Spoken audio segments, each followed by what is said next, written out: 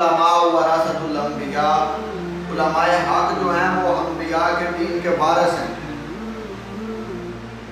تو علماء کی عزت کرو، جتنی آپ عزت کرو گے اتنا اللہ تعالیٰ کو آپ پسند آئیں گے، اور آپ کا دنیا میں مرتبہ و مقام اور آخرت میں بھی اپنا مرتبہ و مقام جو ہے وہ دیکھ لینا۔ تو جو علماء کو حقارت کی نگاہ سے دیکھتے ہیں، علماء سے نفرت کرتے ہیں، وہ میں تو کیا کہوں، جو کچھ بزرگوں نے فرما دیا سچ فرما دیا۔ جب دیکھ لینا آپ کسی علامہ صاحب یا قاری صاحب جو حق پر ہو، یہ بھی بات ساتھ یاد رکھیں، حق پر ہو اور قرآن و حدیث کے مطابق بات کرتا ہو، تو اس کے خلاف جب لوگ ہوتے ہیں تو وہ بزرگ فرماتے ہیں کہ وہ جاہل ہو کر مرتے ہیں، جہالت کے گڑھے میں چلے جاتے ہیں۔ تو جب آپ علماء کے قریب ہوں گے آپ کو دین کی سمجھ آئے گی، اور تو جب دین کی سمجھ آئے گی تو اللہ تعالیٰ کا قرب نصیب ہوگا۔ تو جب اللہ کا قرب بندے کو نصیب ہو جائے اس کو کسی چیز کی ضرورت نہیں رہتی۔ تو بھائیو،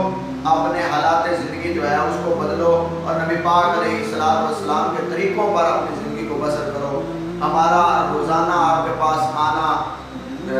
ایک ویک کے بعد آپ کے پاس حاضری ہونی،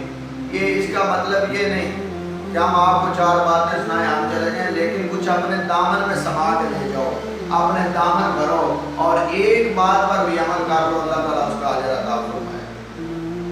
آپ حضور کی امت ہیں، حضور نے تو پیار سکھایا ہے،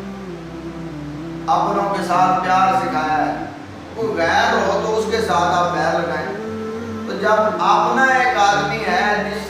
جس نے آپ کے بچوں کو قرآن و حدیث کی تربیت دی اور آپ کے بچوں کو راہ ہدایت سمجھائی، جو نبی پاک علیہ السلام نے اپنے صحابہ کو سمجھائی، صحابہ نے اسی طرح بات چلتی چلتی علماء تک پہنچی، علماء نے جب باتیں سکھائی تو پھر آپ علماء کے خلاف اٹھ کھڑے ہوتے ہیں۔ تو ایسا ہرگز نہ کیا کریں، ان کے ساتھ محبت کیا کریں۔ یہ جتنی بھی باتیں کر لیں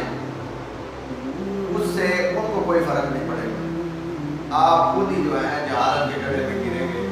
لہذا مہربانی فرمائیں، اپنے آپ کو